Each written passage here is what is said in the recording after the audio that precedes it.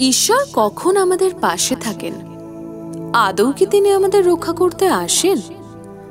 জীবনে চলার পথটা কারোরই মসৃণ নয়। ভালো সময়ের পাশাপাশি খারাপ সময়ও আসে। তখন আমরা ঈশ্বরের শরণাপন্ন হই।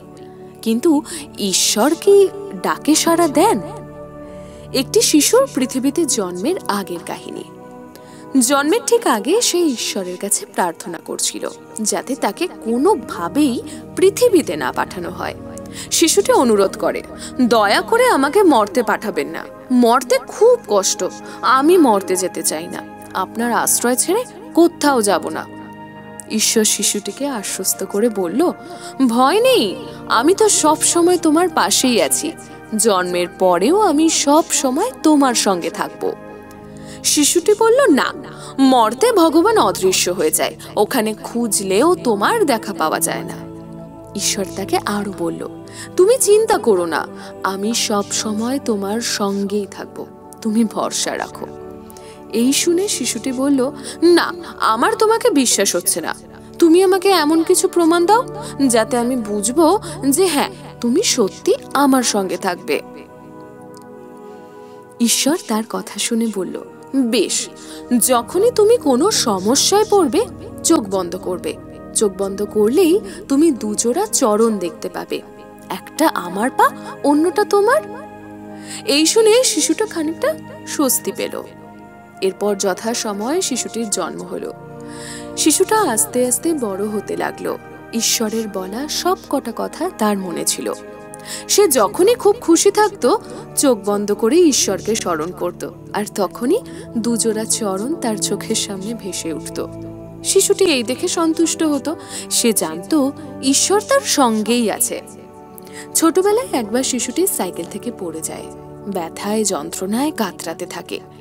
তখনই সে আবার চোখ বন্ধ করে ঈশ্বরকে দেখতে চায়, কিন্তু সেদিন শুধুমাত্র একটি চরণ দেখতে পায়। এই দেখে শিশুটি খুব হতাশ হয়। সে ভাবতে শুরু করে, ঈশ্বর তার পাশে আর নেই, ভগবান কথা রাখলো না, কি আর করা যাবে, ঈশ্বরের সঙ্গে কথা বলার তো কোনো উপায় নেই। যতই দিন গড়ালো সে একটি জিনিস লক্ষ্য করলো, যখনই জীবনে খুশির মুহূর্ত আসে ভগবান তার পাশে থাকেন, আর কোনো সমস্যায় পড়লে আর দেখা নেই।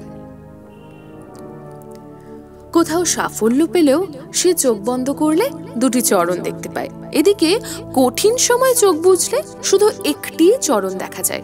এই ভেবে সে হতাশ হতে লাগলো। তার মনে হলো ঈশ্বরের বলা কথাগুলো মিথ্যে।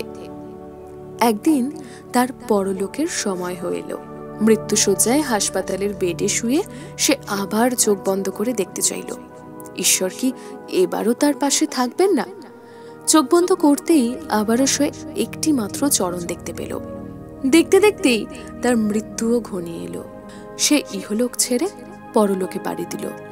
সেখানে গিয়ে ভগবানকে দেখা মাত্রই তিনি অভিযোগ করলেন, আপনি কথা রাখেননি, বলেছিলেন সব সময় পাশে থাকবেন, কিন্তু একটা সময় পরে শুধুমাত্র আমার ভালো সময় আমাকে দেখা দিয়েছেন, আর আমার অসুস্থতায়, খারাপ পরিস্থিতিতে আপনি আমার পাশে থাকেননি।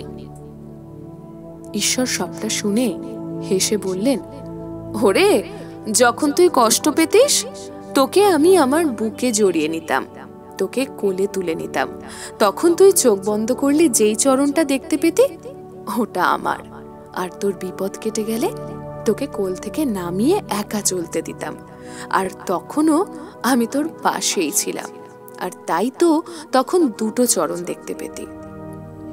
গল্পটা খুব ছোট হলেও এর অর্থ অনেকটা বড়। আমরাও জীবনে চলার পথে ভাবি, ভগবান আমাদের পাশে আদৌ আছেন তো? সমস্যায় পড়লে মনে হয় না, ঈশ্বর নেই। আবার ভালো সময় আমরাই বলি ভগবান মুখ তুলে চেয়েছেন। আসলে আমরা তার উপর ভরসা হারিয়ে ফেলি। ঈশ্বর সর্বদাই আমাদের পাশে রয়েছেন। গল্পটা কেমন লাগলো অবশ্যই জানাবেন। আপনাদের কাছে এরকম অনুপ্রেরণামূলক কোনো গল্প থাকলে আমাদের সঙ্গে শেয়ার করবেন। আপনাদের গল্প সবার কাছে পৌঁছে দেব আমরা আমাদের পডকাস্টের মাধ্যমে।